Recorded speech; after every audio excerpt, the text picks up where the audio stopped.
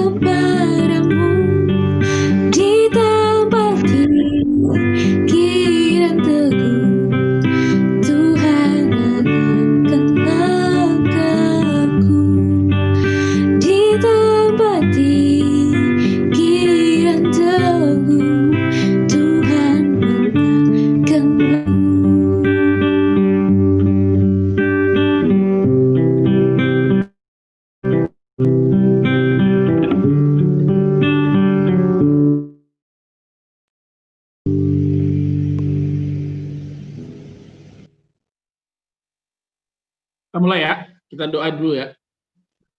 Oke, doa. Terima kasih Engkau menolong kami, apapun yang kami hadapi Tuhan, Engkau beserta kami, tidak akan pernah melepaskan kami.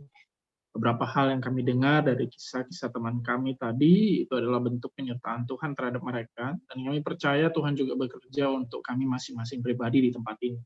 Dan hari ini ketika kami belajar mengenal Tuhan, kami belajar mengenal tuntunan Tuhan kepada kami, belajar mengenal siapa Tuhan buat kami, pimpinlah supaya kami bisa makin dalam mengerti, makin dalam mengenal Tuhan, dan lemah ini sehingga bisa menyampaikan dengan baik.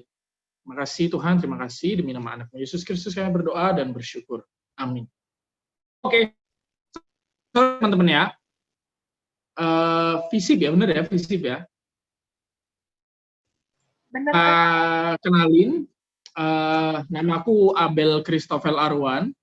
Sekarang aku pelayanan di GKI Emmaus Surabaya, melayani pemuda remaja di sini dan juga ada pelayanan, jadi ada badan pelayanan digital gereja begitu. Terus Aku lulus dari Seminari Alkitab Asia Tenggara di Malang sana, STT, dan hobi minum kopi, main PES, baca buku filsafat. By the way, aku melihat di sini ada belakangnya itu green screen ya, cuman kamu bikin hitam putih supaya nggak kelihatan green screen. Oke, aku di daerah barat. Dan ya di sini aku online dari Pastori, tempat tinggal gereja, dan ya situasi sama lah ya, banyak gereja juga situasi masih online, nggak ada kegiatan-kegiatan onsite. Ya pelayanannya juga semua by online. Ya sesekali kalau ngopi kami ke kafe sih. Oke, aku mau share screen PowerPoint dari tema kita sore hari ini. Temanya adalah us and time. Nah, kalau teman-teman tadi di depan nulis us versus times, tapi aku lebih suka us and times. Nah, teman-teman, aku suka sekali dengan tema yang diajukan oleh teman-teman pengurus di FISIP ya. Karena ini adalah tema yang salah satu hal yang membuat aku memutuskan waktu itu untuk menjadi full timer hamba Tuhan sepenuh waktu dan masuk sekolah teologi. Tema ini adalah tema di mana aku menggumulkan peran orang Kristen di luar gereja. Nah, ini ketika teman-teman tema ini kan ngomongin tentang bagaimana peran Kristen sebenarnya ketika melihat banyak hal terjadi di dunia ini ya. Dan aku juga beberapa kali ngisi bukan kuliah umum ya, kuliah tamu gitu ya, kuliah tamu.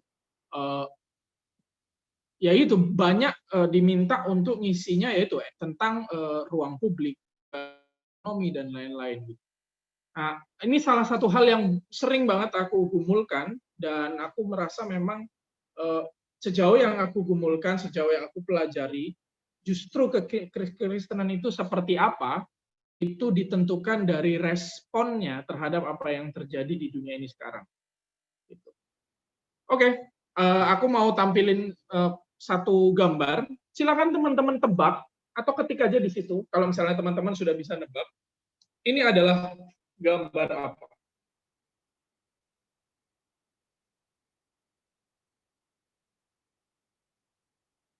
Silakan tebak.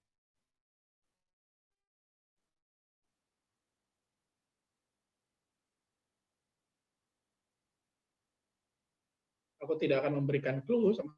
Silakan kalian sendiri. Aku mau tahu jawaban kalian. Ini gambar apa?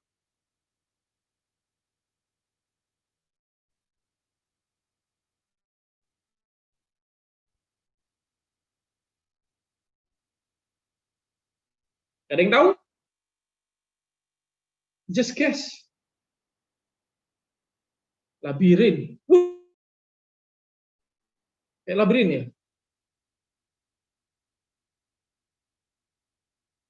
Denah.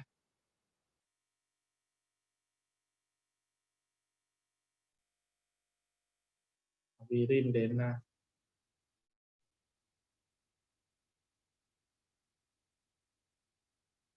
Circuit board. Wih, anak IT nih kayaknya ini. Kalian FISIP kan?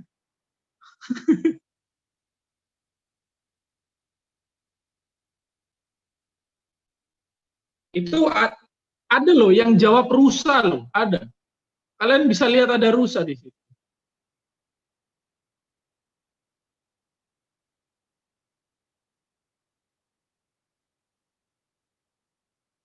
Ya, ada ya. Mirip-mirip rusa ya.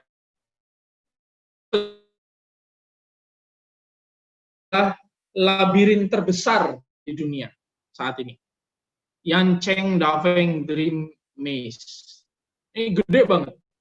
Kalau teman-teman lihat di situ ininya apa namanya? Gerbangnya gede. Nah, itu gerbang pintu masuk. Jadi aslinya itu gede banget. Merdeka.com nulis hati-hati tersesat gitu ya. Jadi Rabin ini memegang 3 rekor dunia sekali.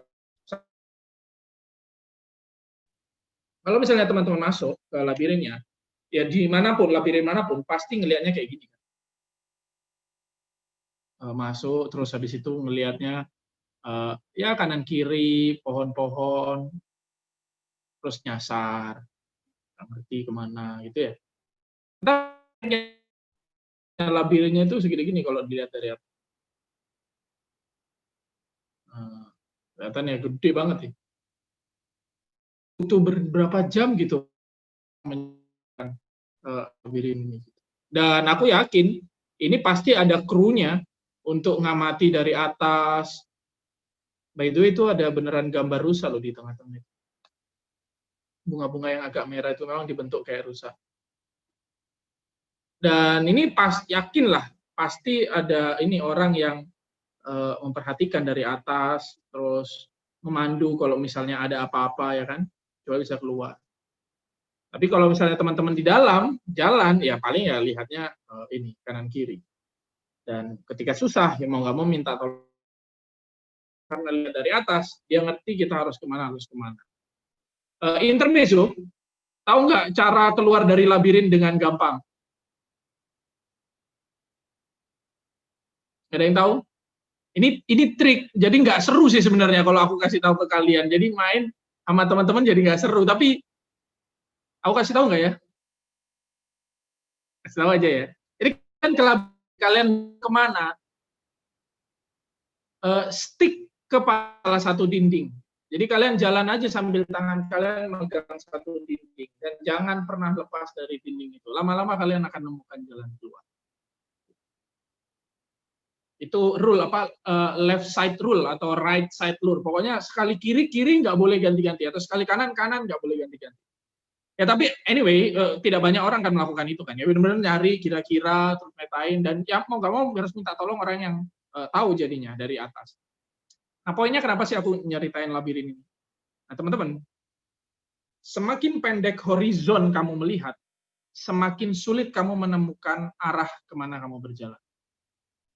Tahu horizon ya? Horizon. Jadi kalau kita ngelihat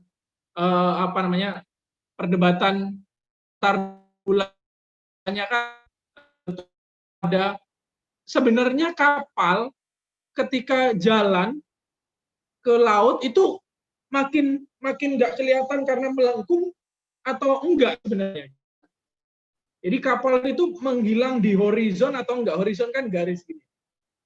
Kalau kita misalnya lihatnya dari bawah ya bisa kelihatan kalau kapalnya tenggelam gitu ya, lewat. Tapi kalau kita naik ke atas, misalnya gedung yang tinggi, kita akan sama. Juga. Kalau misalnya teman-teman di bawah, itu teman-teman ya paling lihat sebatas doang. Tapi kalau naik ke atas, horizonnya lebih luas, bisa melihat lebih luas. Nah di dalam kehidupan itu juga kayak gitu teman.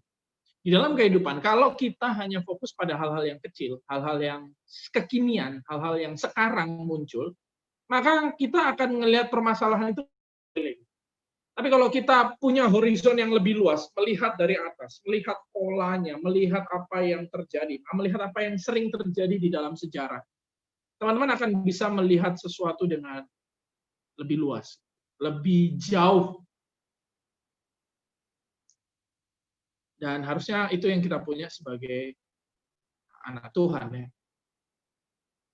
Teks yang aku mau kita baca sama-sama adalah Lukas 12 ayat 54 sampai 59. Silakan buka Lukas 12 ayat 54 sampai 59. Ada satu kritik yang dimunculkan oleh Yesus terhadap orang-orang di era Yesus, orang-orang di dekat Galilea pada waktu itu. Itu juga gitu. Lukas 12 ayat 54 sampai 59. Aku bacain ya. Ayat 54 sampai 59. Yesus berkata pula kepada orang-orang banyak, apabila kamu melihat awan naik di sebelah barat, segera kamu berkata akan datang hujan dan hal itu memang terjadi. Dan apabila kamu melihat angin selatan bertiup, kamu berkata hari akan panas terik dan hal itu memang terjadi. Hai orang-orang munafik, rupa bumi dan langit kamu tahu menilai, mengapakah kamu tidak dapat menilai zaman ini? Ayat 57. Dan mengapakah engkau juga tidak memutuskan sendiri apa yang benar? Sebab jikalau engkau dengan lawanmu pergi menghadap pemerintah, berusahalah berdamai dengan dia selama di tengah jalan, supaya jangan engkau diseretnya kepada hakim, dan hakim itu menyerahkan engkau pada pembantunya, dan pembantu itu melemparkan engkau ke dalam penjara. Aku berkata kepadamu, engkau tidak akan keluar dari sana sebelum engkau membayar hutangmu sampai lunas. Pertanyaan pertama, ketika kita baca ini, teman-teman ya, pada waktu baca ini langsung, menurut teman-teman ini satu perikop kesatuan atau dua perikop terpisah? Kan 54 sampai 59. Ini satu perikop atau dua perikop terpisah? Apakah ini satu perikop 54 sampai 59 atau 54 sampai 56 lalu 57 sampai 59? Kenapa aku tanya ini? Kenapa? Karena seringkali yang di ayat 56 kan dikutip ya. Hai orang munafik, rupa bumi dan langit, kamu tahu menilai, mengapakah kamu tidak dapat menilai zaman, gitu kan. Sering dikutip, habis itu lanjutannya nggak dikutip. Artinya, para pengkhotbah menganggap ini adalah dua bagian yang memang terpisah. Jadi 57 sampai 59 itu ya beda topik istilahnya gitu ya.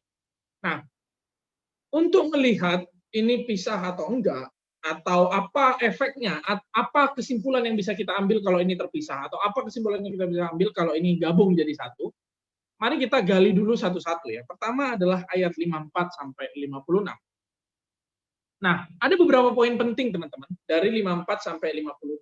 Tapi satu main idenya adalah 54 sampai 56 itu ngomong gini, pakai kapasitasmu untuk menilai zaman ini dan untuk mengerjakan apa yang Allah juga kehendaki bagi zaman ini. Dipakai kapasitasmu. Kamu punya kapasitas apa? Pakai itu untuk menilai zaman ini dan mengerjakan apa yang juga Allah kehendaki. Nah, untuk sampai pada kesimpulan ini, aku punya beberapa hal detail yang perlu teman-teman perhatikan di dalam teks ini, 54 sampai 56. Yang pertama adalah, coba di ayat 54 itu ada kata orang banyak. Yesus berkata pula kepada orang banyak. Kata orang banyak itu penting. Kenapa? Karena penulis Injil itu seringkali menggambarkan orang banyak itu sebagai orang yang bego, nggak ngerti-ngerti Yesus ngomong apa sebenarnya. Misalnya nih, jadi ada kesan mendalam di balik kata orang banyak. Ya. Kalau misalnya kita ngomong sebuah kata, kadang-kadang artinya bukan cuma kata itu, tapi di balik itu ada maksud tersendiri. Misalnya nih, kata nyai, kalau di dunia medsos di YouTube kata nyai itu memang aslinya definisinya ngomongin tentang seorang perempuan gitu kan. Tapi kata nyai itu kan sudah terasosiasi lekat di YouTube dengan si Nikita Mirzani yang belakangan lagi rame karena dia mengkritik seseorang terus dia dikritik balik disebut lonte. Misalnya kata apa lagi ya? Kata anjay. ANJAY itu tidak ada arti, tapi di balik itu katanya itu memaksudkan binatang tertentu. Memang kata itu tidak pernah berdiri sendiri dan selalu penulis Injil ketika muncul kata orang banyak, teman-teman cek ya kalau misalnya baca Injil 4-4-nya ya. Tiap kata orang banyak muncul, itu ceritanya tentang apa? Teliti aja. Ceritanya kebanyakan adalah orang yang tidak mengerti apa sebenarnya maksud Yesus. Ini juga disebut oleh Dylan Eagle tahun 2015. Nah, yang menarik adalah gini. Ini kontras dengan nomor 2 dan nomor 3. Nomor 2 adalah Yesus bilang gini, kamu melihat angin selatan bertiup, kamu bilang bahwa akan terik panas dan itu memang terjadi gitu. Maksudnya Yesus adalah kalian ini ngerti loh nilai angin, nilai udara. Ingat ya teman-teman, mereka itu familiar dengan angin. Kenapa? Karena mereka hidup di Galilea. Jadi Galilea itu gede banget danaunya itu. Orang ke Galilea itu seperti melaut, padahal dia cuma danau. Jadi seperti melaut, cari ikan. Yang mereka memanfaatkan angin yang ada, kapan cari ikan, kapan tidak, kapan masa ikannya banyak, kapan masa ikannya dikit gitu. Dan mereka ahli di dalam meneliti ini anginnya kayak gini nih gitu. Jadi skill-nya mereka udah imba, udah mungkin kayak kodok yang tahu kapan hujan, kapan siang gitu ya. Yesus bilang kalian itu ahli loh, bisa menilai kapan hujan, kapan terik, kapan bakalan dapat ikan, mungkin juga nggak ada ikan. Kalian hebat dan prediksi kalian, kemampuan kalian itu tepat. Yesus bilang nomor 3 ya, dan hal itu memang terjadi. Jadi kapasitas mereka di dalam menilai cuaca itu tepat, ahli. Tapi penulis Injil bilang mereka itu adalah orang banyak yang ya just like the crowd. Orang banyak ini crowd ya. Jadi kayak misalnya, di Surabaya ya, beberapa teman kuliah pasti ada yang dari luar Surabaya. Di luar Surabaya, kalau misalnya ada kerumunan, ada kecelakaan, orang-orang Surabaya itu selalu bilang gini, lah apa sih wong-wong itu, wong-wong itu. Jadi orang-orang itu kayak seseorang yang nggak dikenal, cuman kerumunan aja gitu. Tapi aku mau narik sesuatu di sini, teman-teman. Jangan sampai kita jasa yang digambarkan oleh penulis Injil, kita itu bukan benar-benar mengikuti, bukan benar-benar orang yang ngerti maksudnya Yesus. Ya walaupun kita ahli, kita merasa jago, kita merasa hebat, bisa ini itu, tapi cuma orang biasa aja, kerumunan. The crowd, wong-wong biasa. Kita tidak benar-benar menjadi yang militan dan menggunakan kapasitas kita. Sama seperti orang banyak di sini. Ngerti angin, ngerti prediksi sesuatu, punya kapasitas, Yesus maunya apa. Dan kita juga kadang-kadang gitu kan ya. Kita merasa diri kita oke, kita merasa kita cukup punya kapasitas, cukup punya prestasi, pencapaian-pencapaian tertentu.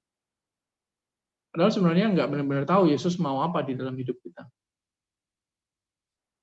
Yesus mau kita itu ngapain sih? Pakai kapasitas itu untuk menilai zaman. Nomor 4, ada kata menilai. Itu di ayat 56 sebenarnya. Mengapakah kamu tidak dapat menilai zaman ini? Menilai itu maksudnya memberi judgment ya. Jadi mempertimbangkan dan memberi ini benar, ini salah gitu. Seringkali kan ada kalimat-kalimat yang di media sosial kayaknya menarik ya, kalimatnya indah ya kayaknya, tapi tidak benar. Kita itu jadi orang Kristen jangan menghakimi. No. Everybody judge. Hak melakukan judge. Kita ngejudge. Alkitab itu ngejudge. Firman Tuhan itu ngejudge. Alkitab itu menghakimi. Kebenaran itu pasti menghakimi. Problemnya adalah sebelum menghakimi, kita itu discerning atau enggak. Kita itu mendalami sesuatu atau enggak. Justru ketika kita judging sesuatu, tapi kita tidak mengumpulkan bukti-bukti, tidak memikirkan dengan baik terlebih dahulu, maka judging kita tidak valid. Nah, jangan sampai kita judging yang tidak valid kepada orang. Misalnya, orang ini kok 2 kali aku terlihat terlambat, ini pasti di rumahnya dia ini nggak pernah bantu orang tua. Loh, dari mana ngejudge kayak gitu? Itu judging yang tidak valid. Tapi ya kita ngejudge. Nah, Yesus minta, lakukan ngejudge itu, menilai itu, memutuskan mana yang benar, mana yang baik, mana yang salah, mana yang keliru, itu dengan kapasitasmu. Dan lihatlah zaman ini, nilai. Zaman di situ ditulis kairos. Masa yang kita alami. Teman-teman mungkin sering dengar khotbah ya, kairos dan kronos ya.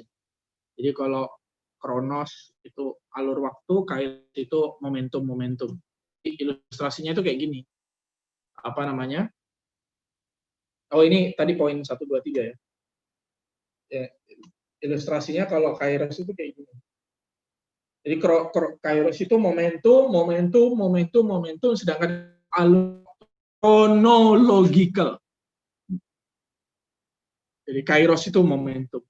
Tapi ini penafsiran paling umum yang menurut aku agak keliru. Kenapa? Karena pertama,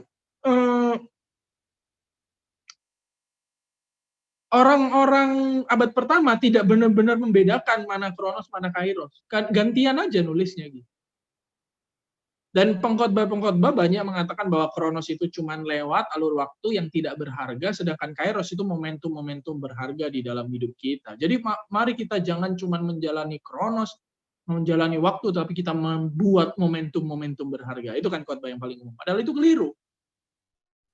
penulis tidak pernah penulis itu seringkali ketukar-tukar nulis Kronos dan Kairos, dan yang kedua, penulis Injil tidak pernah mendiskreditkan Kronos. Ya, alur waktu ya itu juga penting. Jadi orang-orang sering bilang kita itu harus mencari Kairos dalam Kronos. Jadi ada waktu, alur, kita cari momen-momennya. Contoh misalnya, seringkali disebut bahwa alur itu adalah hari Senin, hari Selasa, hari Rabu, hari Kamis. Jalan aja. Tapi Kairos itu apa? Kairos adalah ketika misalnya hari Senin ketemu pacar, hari Selasa menyelesaikan makalah, hari Rabu menyelesaikan ujian, hari Kamis menang lomba. Itu momen-momen. Padahal itu keliru. Kita tidak sedang mencari Kairos di dalam Kronos. Seakan-akan Kronos itu tidak penting. Seakan-akan harus ada momentum-momentum besar yang kita alami di dalam hidup. No, yang benar itu justru adalah dengan menjalani Kronos, kita mengalami Kairos. Jadi dengan menjalani Kronos, kita mengalami Kairos. Nah, kasih contoh ya. Nonton ini nggak, teman-teman? Aku nonton ini persis di hari ini dipublish dulu, bulan Maret kalau nggak salah. Dan aku pendengar Virginius dari lama. Semenjak pertama kali dibikin. Dulu masih lagunya yang Go Back, Stop Holding On. Ya walaupun banyak sensasi, tapi memang lagu-lagunya asik. Dan pada waktu bikin lagu ini, buat aku ini beda banget ini lagu ini. Bagus banget ini. Unik gitu. Bakalan digemari orang ini. Itu yang prediksiku pada waktu hari pertama dengar lagunya. Tapi masalahnya adalah aku nggak memprediksi kalau ternyata pendengarnya sampai puluhan juta, lebih dari 50 juta, nggak tahu sekarang udah berapa. Pasti udah lebih dari 50 juta. Beberapa orang yang komen kalau di Instagram, di mana itu komen gini, memang udah momentumnya Virginius. Dulu Virginius bikin lagu, paling cuma berapa ratus ribu yang nonton. Sekarang langsung di atas 50 juta. Ya memang momentumnya lah. Memang momennya, memang waktunya dia, sudah waktunya Virginius. Atau istilahnya kalau orang Jawa bilang, encen wayai. Wayai itu kan kayak ngomongin ini Kairosnya gitu, itu memang momentumnya. Gitu. Pertanyaanku adalah gini teman-teman, apakah yang momentum bagi Lati, bagi Virginius hanyalah ketika meledaknya Lati? Coba bayangkan, apakah ketika misalnya waktu itu Reza Octavian lagi ngafe gitu kan, terus habis itu ngomong sama si siapa namanya, satu itu engineer-nya, sound engineer-nya itu Eka Gustiwana, bro kita bikin musik IDM yuk gitu. Baru ngomong gitu doang, ngobrol-ngobrol sederhana. Apakah itu bukan Kairos? Itu juga Kairos. Pada waktu mereka debat misalnya, ini musiknya diapain? Ini terakhir dikasih overtone atau enggak gitu? Atau selesai lagi apa enggak? Atau rap aja lah langsung gitu. Debat gitu, itu bukan Kairos, itu cuman Kronos. Atau gini deh, ketika si Reza Octavian kirim WA, bro, ini revisian liriknya ya. Apakah itu bukan Kairos? Itu bukan momentum? Itu cuma waktu yang lewat aja? No, itu juga momentum. Itu juga waktu yang berharga. Teman-teman, banyak hal di dalam hidup kita yang sepertinya sepele, tapi sebenarnya itu adalah momentum yang berharga. Cuman kita nggak tahu aja. Wants to be a millionaire. Tahu ya kuis ini ya? Sekarang udah nggak ada di Indonesia juga nggak ada kuisnya. Tapi dulu Wants to be Millionaire itu kuis ngasih pertanyaan, tanya jawab, pertanyaan umum gitu, dan pemenangnya mendapat 2 miliar. Ada satu orang yang mendapat 2 miliar, dia adalah tukang loper koran. Loper koran, dia sampai 1 miliar kurang 1 pertanyaan lagi. Di pertanyaan terakhir ditanya, kenapa sih kok bisa sampai tahu semua gitu? Ya saya baca. Loper koran itu tiap pagi dia terima koran, dia baca dulu di bawah lampu jalan, mungkin di dalam lampu pagi-pagi gitu kan, masih gelap kan, biasanya kan jam-jam 5 pagi lampu itu masih nyala belum dimatikan, dia baca dulu, habis itu baru kirim, atau mungkin sambil istirahat ngirim dia baca. Ketika baca informasi tentang kapal tenggelam, kapal terbesar tenggelam setelah Titanic, ada kapal tenggelam setelah Titanic, dia baca, gitu. Apakah itu cuma waktu yang dia jalani biasa atau itu adalah momentum? Itu adalah momen, itu adalah kairos, itu kairos teman-teman. Dan dia nggak pernah menyangka bahwa ternyata pertanyaan terakhir menuju 2 miliar adalah kapal apa yang tenggelam yang terbesar setelah Titanic? Dia dengan gampang jawab karena dia ingat dia pernah baca itu di koran. Dia nggak menyadari bahwa hal yang secara sepele biasanya dia lakukan itu adalah hal yang berharga, itu adalah momentum, itu adalah momen, itu adalah kairos. Teman-teman waktu stres ya kan, tadi ada tertekan, lagi sibuk atau apa, lelah gitu, di kamar, mungkin udah jambak rambut, apakah itu tidak momentum? Itu tidak momen? Itu bukan kairos, itu kairos. Ketika ngetik gitu ya, ngetik makalah gitu ya, delete kan kadang-kadang kan kalimatnya gimana ya ini ya, kurang 30 kata, biasa kan gitu kan, makalah harus minimal berapa kata gitu, terus harus ngecap apa lagi aku ya gitu, itu bukan momentum, itu kairos loh. Teman-teman waktu masukin orang-orang di dalam sini pakai Zoom, admit, apakah itu hal yang sepele, kronos doang? Apa itu kairos? Itu kairos, itu momentum. Seringkali kita itu nyari momentum yang besar doang, padahal lupa hal-hal kecil sederhana di dalam kehidupan sehari-hari itu momentum. Kita kan nyarinya momentum ya, tunggu rame ngomongin itu baru ngomongin, tunggu hype ngomongin itu atau bahas itu baru kita posting, tunggu lagi rame bikin karusel, Instagramnya bikin karusel, tunggu hype ini kita ngikut hype ini. Padahal enggak, banyak hal di dalam hidup kita bisa kerjakan sedikit demi sedikit dan itu adalah kairos teman-teman. Jadi anak Tuhan, jangan cuma nunggu momentum, nunggu besar, nunggu waktunya gitu. Teman-teman perlu setia pada hal-hal yang kecil dan mempergunakan kapasitas kalian untuk memberi judgement pada hal-hal kecil yang kalian temui setiap hari. Oke, ingat poinnya adalah pakai kapasitasmu untuk menilai masa ini dan untuk mengerjakan apa yang Allah juga kehendaki pada masa ini. Nah, teman-teman, Melanie Ricardo pernah diwawancarai Panji. Ditanya sama Panji, Mel, kenapa sih lu bisa sampai di titik ini sekarang? Lu kan kalau as a model, sebagai seorang model kan nggak terlalu cantik. Jadi waktu itu mereka secara akrab bilang kayak gitu. Tapi gue tahu lu talent banget, gitu, talented banget. Dan tidak banyak produser yang melihat talentednya lu. Tapi lu kayak setia banget ngerjain sesuatu. Dan lu pede banget sama diri lu. Kenapa sih? Terus Melanie Ricardo cerita bahwa di gerejanya dia dengar khotbah dari pastornya, dari pendetanya, dia bilang, pendeta gue itu bilang, start from what is in your hand. Teman-teman, kalau mau jadi berdampak, jangan nunggu gede, jangan nunggu hype. Kalau mau jadi berdampak, mulai dari apa yang kalian pegang di tangan. Mungkin kalian bisa mengeluh karena uang saku dari orang tua tidak terlalu besar, tetapi kalian tidak akan berdampak kalau mengeluhkan doang hal yang kalian tidak punya.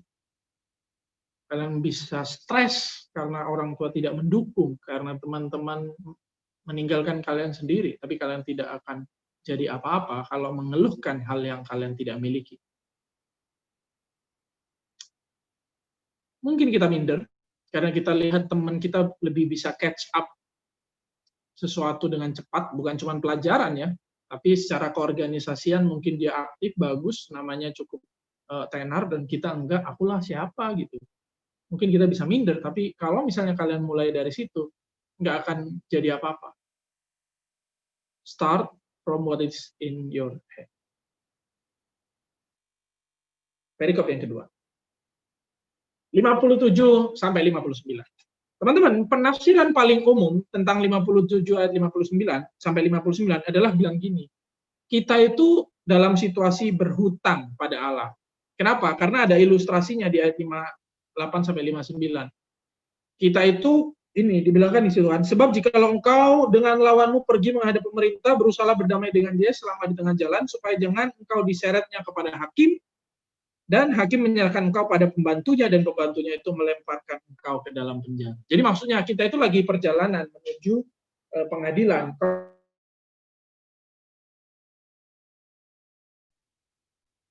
Kalau kamu salah, kamu pasti masuk penjara. Maka sebelum sampai pengadilan, berdamailah dengan teman perjalananmu. Karena teman perjalananmu ini akan ngelaporin kamu. Nah, seringkali ini ditafsirkan sebagai kehidupan kita, sebagai orang percaya, karena kita itu berdosa. Jadi kita itu berdosa pada Allah, kita itu punya hutang pada Allah, kita harus bayar. Kalau sekarang kita sampai menuju hari penghakiman nggak bisa bayar, siap-siap kita dihukum masuk neraka. Hutang itu harus dibayar. Ketika nanti di hari penghakiman, Tuhan sendiri menjadi hakim, kita masuk penjara dan tidak akan pernah keluar. Oleh karena itu, selama hidup, selama perjalanan hidup kita harus berdamai terlebih dahulu dengan orang yang akan membawa kita kepada hakim. Orang ini siapa?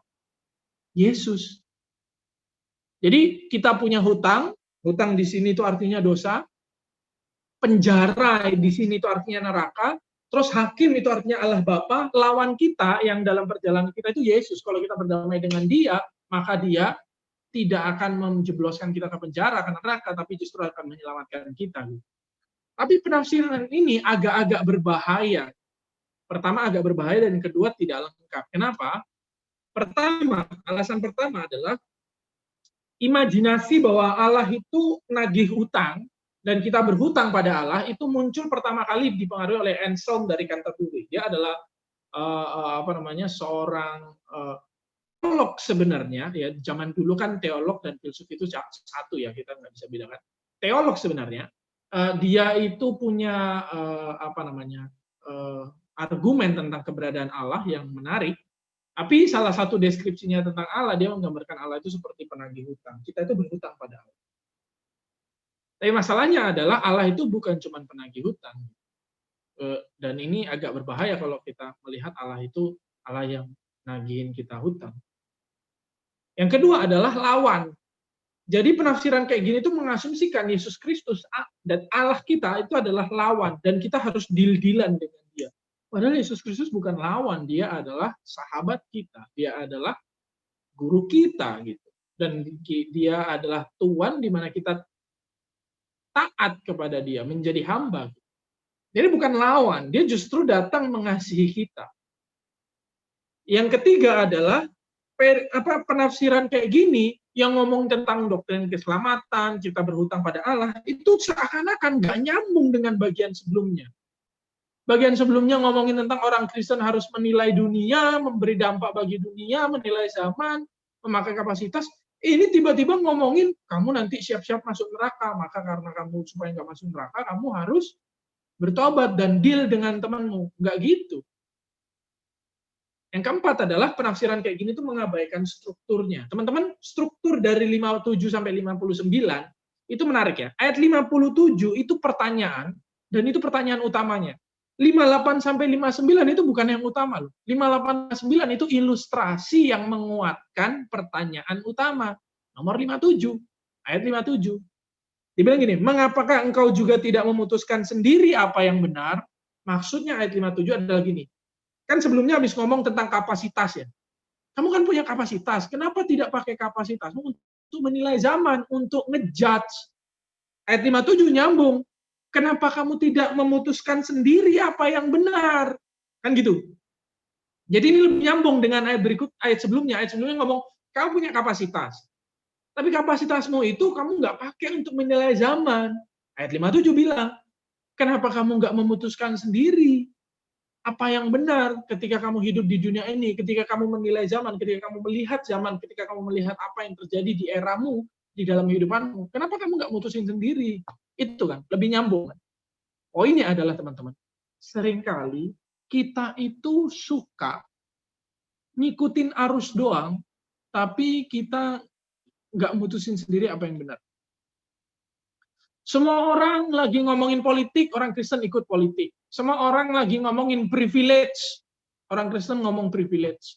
Semua orang lagi ngomongin feminisme, orang Kristen ikut ngomongin feminisme. Cuman gitu-gitu doang. Jadi ngikut aja. Zaman jalan apa kita cuma ikut. Padahal justru kita harus leading di dalam memberikan pengaruh kepada zaman ini. Itu poinnya. Dan ilustrasi itu, ayat 58 sampai 59, gunanya apa? Ilustrasi itu untuk menggambarkan gini loh. Hidup kita itu sedang di dalam perjalanan, teman-teman. Hidup kita itu di dalam journey. Dan ketika kita hidup di dalam journey, ada orang-orang, yaitu iblis, yang akan siap-siap menyesatkan kita. Dan kita harus memutuskan sendiri apa yang benar. Jangan cuma ikut-ikut dan disesatkan. Pada waktu Yesus mengatakan ini, teman-teman, Yesus itu punya imajinasi. Yesus kan lagi perjalanan menuju Yerusalem, ya. Dan di tengah-tengah Yesus ngomongin ini. Jadi Yesus imajinasinya adalah sedang di dalam perjalanan. Perikop sebelumnya, ayat 54 sampai 56, itu ngomongin tentang perjalanan time. Ayat ini ngomongin perjalanan lokasinya Yesus dari Galilea menuju Yerusalem. Hidup kita itu di dalam perjalanan. We live in a journey. We are sojourner. Nah, teman-teman, kalau kita hidup di dalam perjalanan, kita berhenti-berhenti nggak? Of course kita berhenti-berhenti. Kalau misalnya kita lagi perjalanan gitu, naik Bromo, naik motor sama teman-teman, kita selalu berhenti-berhenti. Entah beli bensin, entah itu buang air, entah itu makan dulu, entah itu ternyata kedinginan, harus nambah jaket, dan lain-lain ya. Kalau kita di dalam perjalanan backpacking gitu kan, ada orang yang numpang monggo makan dulu, seneng kita, stay dulu. Tapi apakah orang yang di dalam perjalanan dia akan stay selamanya? No. Kita harus melanjutkan perjalanan. Apa yang kita dapat dari orang di sekitar saat itu, ya kita nikmati, habis itu jalan. Apa yang kita nikmati ketika kita berhenti, ya nikmati, tapi setelah itu jalan. Kebanyakan kita kan enggak kan. Ketika kita misalnya dapat pencapaian A gitu ya, kita sukacita karena pencapaian itu, kita habis itu udah stay, menikmati aja itu doang gitu. Seakan-akan itu pencapaian yang paling hebat. No, hidup harus tetap jalan. Ketika kita lagi dapat teman baik gitu, terus kita nggak mau lepas, kita jadi demanding, terus jadi clingy kepada teman kita. Kenapa? Karena kita seakan-akan baru dapat nggak mau lepas gitu. Teman-teman, orang di dalam perjalanan itu punya dua prinsip sederhana sebenarnya. Letting come, letting go. Letting come, letting go. Kita itu anak Tuhan yang hidup di dalam sebuah perjalanan. Kita tidak tinggal di dunia ini, kita itu hidup di dalam perjalanan. Di dalam dunia ini kita mampir. Bayangkan ya, burung-burung gitu lagi rame jalan gitu kan, di perjalanan rame. Terus ada satu burung melihat, ada tanaman nih, enak nih. Tanaman apa, berry nih, ada tanaman apa nih gitu. Burungnya turun menikmati tanaman, menikmati buahnya itu. Enak nggak? Enak. Pantas nggak untuk dinikmati? Pantas. Tapi pertanyaannya, apakah dia harus akan stay di situ? Kalau dia akan stay di situ, maka dia sebenarnya kehilangan rumahnya.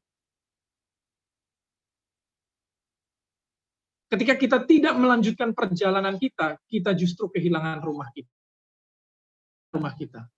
Rumah kita adalah ketika Allah bertahta di kerajaan sorga. Dan wujud dari kerajaan sorga adalah persekutuan kita bersama dengan anak-anak teman-teman kita. Jangan mendapat sesuatu di dalam dunia ini, prestasi, lagi uang banyak. Misalnya ada yang teman-teman sambil kerja, terus misalnya dapat pacar.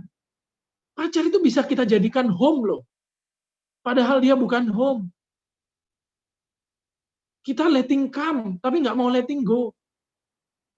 Toksik tapi nggak mau dilepas. Udah toksik padahal tapi nggak mau dilepas. Kenapa? Karena kita merasa ini rumah kita, ini rumahku.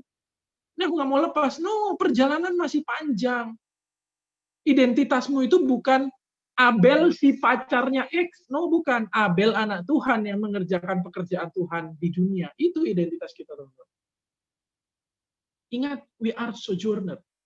Jadi pakai kapasitasmu, pakai perhatianmu, pakai fokusmu untuk menilai zaman ini dan untuk mengerjakan apa yang Allah kehendaki di zaman ini.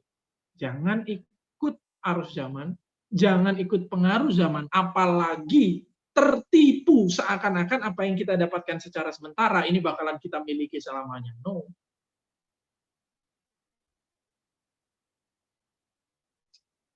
Penafsiran yang aku usulkan tadi itu cocok dengan konteks khotbah Yesus di sepanjang dari ayat 14 sampai 55 ya. Tapi kita nggak ada waktu untuk baca ini, itu banyak ayatnya, tapi poinnya kita ngerti. Bapak-bapak gereja, ada satu bapak gereja, Cyril dari Alexandria itu bilang gini, kita tahu sekarang bahwa ketika seperti yang kita lihat hari ini, dunia semakin mendekati kehancuran. Hasrat Allah yang hebat menilai dan menyelamatkan itu akan semakin digenapi. Menurut Cyril, ketika dia hidup di eranya dia, ingat itu tahun berapa? Abad ke-5 ya, 376 sampai 444 itu abad ke-5. Cyril melihat bahwa sekarang dunia itu semakin mendekati kehancuran. Tapi di tengah-tengah dunia mendekati kehancuran, hasrat Allah yang hebat, bernilai, dan menyelamatkan itu akan semakin digenapi. Pertanyaannya teman-teman, Cyril di tahun itu melihat dunia ini mendekati kehancuran. Ada sense of urgency di mana kita sebagai perwakilan Allah di dunia mengerjakan sesuatu di dunia ini. Ini udah tahun 2020, abad 21, teman-teman punya urgensi yang sama atau tidak? Orang FISIP harusnya tahu nama ini. Tahu? Michel Foucault? Tahu? Tahu. Nah, ada yang mau tahu. Jadi Michel Foucault itu seringkali kalimat yang terkenal adalah knowledge is power. Arti knowledge is power itu nggak boleh kita keliru tafsirin ini ya. Kalau kamu pinter maka kamu dihormati. Kalau kamu dihormati maka kamu berhak ngapa-ngapain aja. Gitu. Orang pinter mah bebas, kira-kira gitu kan? Bukan itu poinnya dia. Knowledge is power itu artinya bukan kalau kamu pinter maka kamu akan bisa lebih berkuasa. Kalau kamu pinter maka kamu akan lebih bisa dihormati lebih daripada orang lain dan merintah-merintah orang. Tapi Michel Foucault menuliskan ini di dalam konteks dia menjelaskan sebuah teori berdasarkan satu nama. Namanya adalah panoptikon. Panoptikon adalah sebuah bangunan. Bangunan apa? Pan itu artinya semua, optikon dari optik itu artinya melihat. Ini bangunan. Ada yang tahu ini bangunan apa? Jadi ceritanya zaman dahulu banyak orang di penjara. Tapi masalahnya adalah kalau misalnya orang-orang itu di penjara, berarti kan kita harus ngejaga kelakuan mereka kayak gimana. Supaya mereka nggak sembarangan di penjara. Ada satu cara di mana satu atau dua orang sipir penjara bisa mengamati semua kelakuan orang-orang itu hanya dengan berdiri di tengah menara. Dan orang-orang yang di penjara itu di kotak-kotak ruangan itu semua masing-masing. Mereka nggak tahu mereka sedang diamati. Karena mereka kan masuknya dari luar kan. Mereka nggak ngerti bentuk bangunannya di dalam itu ada apa. Ya ini bangunannya udah rusak ya, mungkin dulu ada kaca atau apa kurang ngerti. Tapi poin dari orang yang di dalam tidak tahu sedang diamati. Yang tahu hanyalah orang yang menjaga di tengah mengamati orang. Orang di penjara taunya apa? Taunya mereka cuma tahu bahwa kalau ternyata mereka tiba-tiba dapat reward atau mereka tiba-tiba dapat hukuman, dapat punishment. Mereka cuma taunya itu. Mereka nggak ngerti dapat reward kenapa, dapat punishment kenapa. Kenapa sebenarnya? Ya karena mereka nggak tahu kalau ada sipir penjara yang mengamati kelakuan mereka. Kalau mereka di dalam situ misalnya kencing sembarangan, oh ini berarti ngotorin penjara nih. Ya udah besok makanannya jadi setengah. Mereka ada yang ganggu orangnya, ganggu teman, ngebully orang. Oh ini kayaknya makanannya sisain seperempat. Terus ada yang rusak, dia sengaja benerin kasur gitu. Tanpa dia tahu dia sedang di tengah. Oh ini bagus ini, besok kita naikin makanannya 2 kali lipat. Itu panoptikon. Seorang yang ada di tengah dia adalah orang yang bisa melihat semuanya. Yang di penjara dia nggak tahu. Knowledge is power. Itu maksudnya gini. Kalau kamu tahu cara kerjanya, kamu akan ngerti kenapa kamu dihukum, kenapa kamu dikasih reward, kenapa kamu dapat konsekuensi. Kamu bingung, kamu nggak ngerti kenapa? Karena kamu tidak tahu cara kerjanya. Kamu tidak punya knowledge tertentu tentang how it is working. Noam Chomsky nulis sebuah buku, How the World Works. Buku itu lagi banyak dikutip buat orang-orang yang lagi mengamati konspirasi di zaman sekarang ya. COVID dan konspirasi lain-lain. Tapi maksudnya adalah kalau kita tahu cara kerjanya gimana, maka kita akan lebih ngerti harus ngapain, lebih bisa berdampak. Orang kalau nggak tahu dunia kedokteran, gimana mau bisa berdampak di kedokteran? Kalau nggak tahu dunia politik, gimana bisa berdampak di dunia politik? Orang nggak tahu cara kerja, algoritma Instagram kayak gimana, dia mana bisa market yang besar. Nah, teman-teman, jadi orang Kristen harus punya mindset, aku harus tambah, supaya aku bisa melihat apa sebenarnya sih yang terjadi sekarang. Dan aku bisa berdampak sesuai dengan kemampuanku. So, ini gambarnya tadi ya. Bagi aplikasi, aku usulkan 3 hal. Pertama, lihat gambaran besar dari pekerjaan Allah di dunia. Perhatikan sejarah, perhatikan apa yang terjadi sekarang. Kira-kira Tuhan mau apa sih di dalam dunia? Yang kedua, temukan apa yang menjadi panggilan hidupmu. Panggilan itu bukan cuma Tuhan, pengkhotbah, pendeta, bukan ya teman-teman. Kalian punya panggilan. Tuhan kasih panggilan tertentu di dalam hidup kalian dan kalian harus kerjakan dengan baik. Cara menemukan panggilan gimana? Ada 3. Ini paling gampang. Pertama, temukan apa hal yang paling membuatmu gelisah atau marah. Ya kalau kamu disakiti orang, marah ya jelas ya. Tapi kalau misalnya kamu marah sama sesuatu yang di luar dirimu, nah itu penting. Jangan-jangan kamu sering gelisah ketika orang ngamen nggak dikasih uang sama orang kaya. Berarti mungkin kamu gelisah karena kemiskinan, atau kamu gelisah karena ketidakgeneresan orang. Orang nggak generous. Kita mungkin bisa gelisah atas apapun, tapi temukan hal apa yang membuat kalian gelisah. Yang kedua, temukan kapasitasmu yang paling menonjol. Kalian bisanya apa? Kalian merasa jago ngapain? Kadang itu bukan kuliah doang. Ada sesuatu yang jago. Dan mungkin kalian gelisah sama sesuatu dan kalian punya kemampuan tertentu, kemampuan ini dipakai untuk mengerjakan sesuatu yang kalian gelisahkan itu. Yang ketiga, perhatikan apresiasi orang atas tanggung yang baru kamu selesaikan. Kita pasti dikasih tanggung jawab tertentu ya. Jadi pengurus di kelas misalnya, terus tanggung jawab pelayanan di gereja, tanggung jawab apapun misalnya. Bro, tolong bro, kamu nengahi orang itu gitu. Boleh nggak aku minta tolong? Daripada mereka berantem, itu juga tanggung jawab. Tanggung jawab di kuliah juga tanggung jawab. Nah, ketika kerjakan tanggung jawab itu, perhatikan apresiasi orang terhadap kita yang sudah selesai mengerjakan tanggung jawab itu. Karena jangan-jangan Tuhan membuat kita berdampak lewat tanggung jawab yang dikasih orang kepada kita. Terakhir, mulailah dari apa yang ada di tanganmu. Melanie Ricardo tadi bilang ya, mulai dari apa yang teman-teman punya. Kembangkan itu, persembahkan itu untuk Tuhan. Kalau teman-teman persembahkan untuk Tuhan, Tuhan akan terus tambah-tambahkan. Barang siapa setia di dalam perkara kecil, maka akan diberikan perkara yang besar. Adakah tanya jawab atau kita berdoa?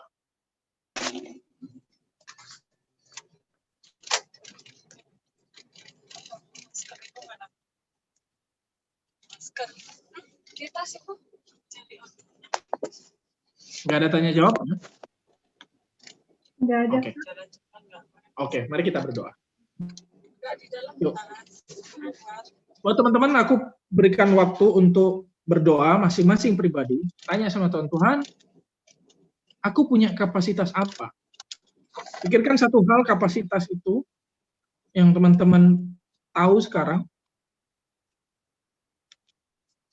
Persembahkan buat Tuhan dan berdoa sama Tuhan, Tuhan, aku mau ini dikembangkan lagi. Aku mau ini dipakai untuk memuliakan Tuhan di zaman. Ketika banyak masalah di dunia ini, ketika banyak problem yang aku lihat sekarang, biarlah apa yang aku punya dan miliki sekarang, kapasitasku sekarang itu aku bisa berikan kepada Tuhan. Sehingga di dalam waktu-waktu yang berjalan ini, kita bukan cuma orang Kristen yang ikut-ikutan, tetapi kita justru memberi atas apa yang kita punya. Saya berikan waktu, kalian berdoa masing-masing.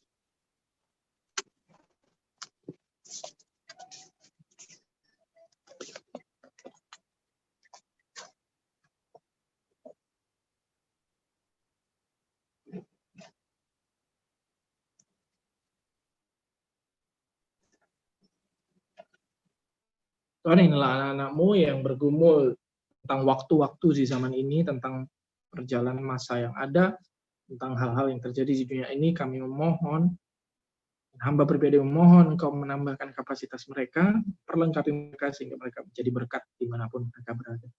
Pimpin mereka Tuhan.